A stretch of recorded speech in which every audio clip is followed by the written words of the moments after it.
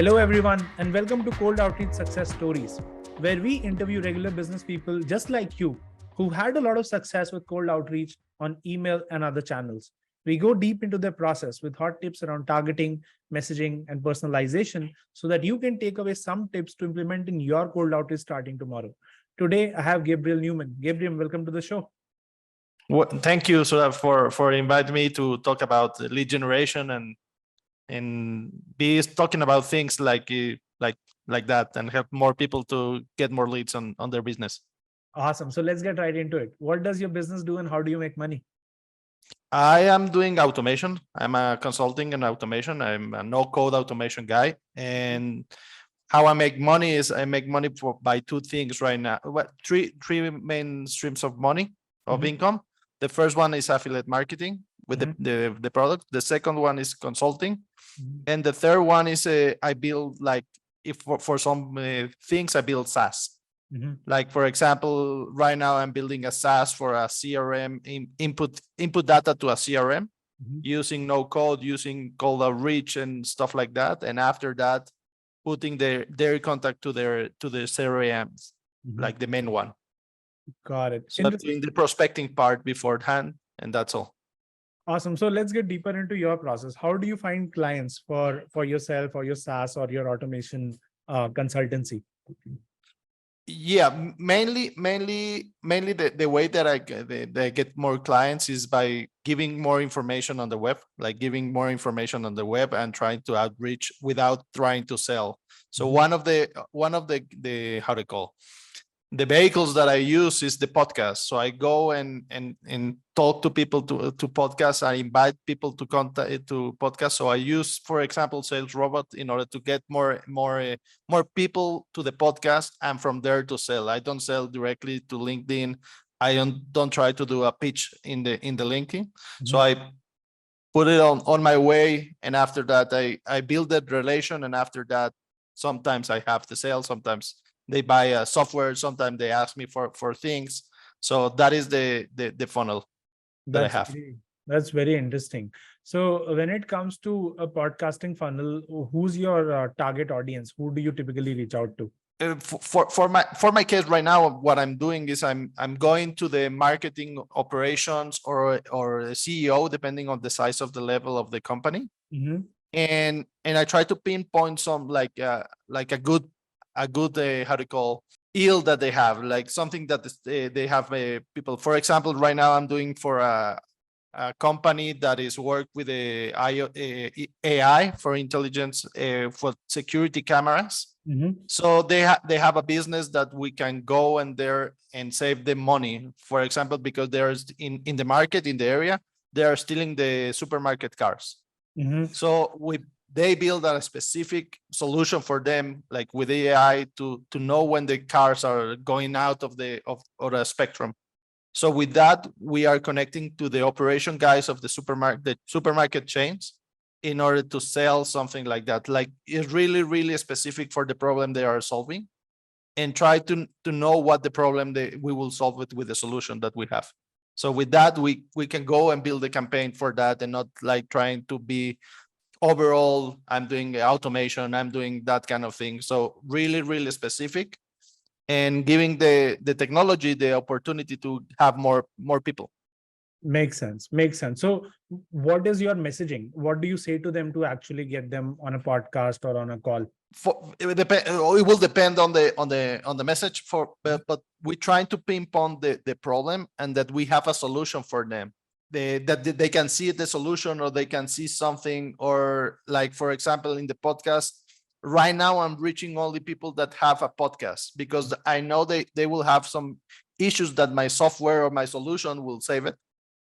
For example, I have like, it's not a CRM, it's a project management for podcast.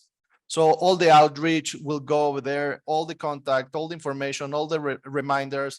After the call is done, all the recording, so they can have the recording, and they can have like more people in the place. So that is what I pinpointed. And after, I show a small video of what they can do it. Okay. Can you show me some template or something, because what we like to do on the show is just to make it more real for our listeners. Like as much as possible, we try to give them exact advice that worked for us so that they are able to get some real value, or at least it gets them thinking. Sure. Like let me share my screen. Sure. One sec, I'll allow it. Look, this is the back end of the solution. It's an Airtable base. Now you can see it. Oh. Yeah. So for example, over here, you will see the people are getting in the CRM with information, with all the information on the podcast, what is the date of the recording is in Spanish. Sorry for that. The phone and the URL, what topic we will calling, why is important, everything for the importance of having a podcast. And after they book a meeting date. Sorry, I'm interrupting, Gabriel, but we are more interested in looking at what messages did you write on LinkedIn that actually get people, to get on your podcast or take. Sure. Let me go to my LinkedIn account. And let's see what happened right now. Right now running, because I don't know, I'm running right now the podcast. Sure. Any old message? Yeah, sure. For example, this is in Spanish. I'm connecting using SalesRobot with this. Mm-hmm. And I say, hey, Liz, I found your profile on LinkedIn. What are you doing to get more exposure to your brand? Mm-hmm. I would like to have in touch with you and to have more engagement with all the content that you create. If you want it, okay.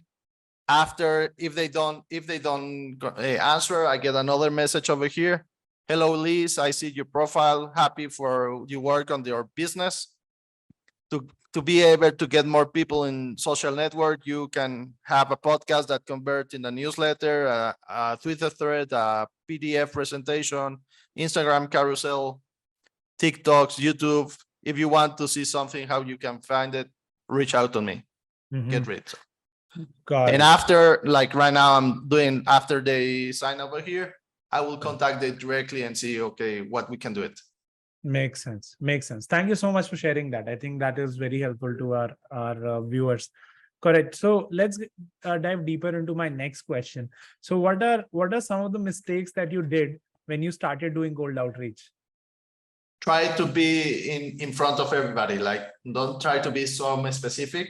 That is the problem that I think we have with a lot of people. Like, we try to go breathe.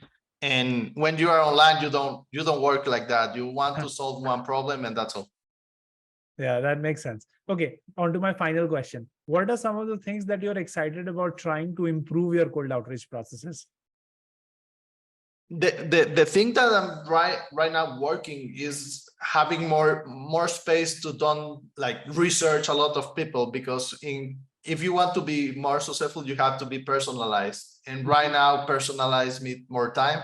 So right now, what I'm doing is I'm trying to reach all the information for the people, have an AI go through the old information, have some more like the pain points or the problems that they have on the market or their company, what I can see it, and try to personalize with that information. And after that, go to the connect. Because if you can see in the messages, really the same way to everybody. I just feel with two information, and right now I'm trying to go more personalized. Makes sense. All right. So those are all the questions I have, Gabriel. Thank you so much for hopping on. Thank you for inviting me in order to be on the podcast. And it's great, the tool is great, the software and the solution, and try to be more hands like that. So that's all the time we have, folks. I really enjoyed the episode. I hope you did too. Please subscribe, like, share, comment, whatever you can to spread the word out about cold outreach success stories so more people can enjoy and learn from the show. All right, that's all, folks. Bye-bye.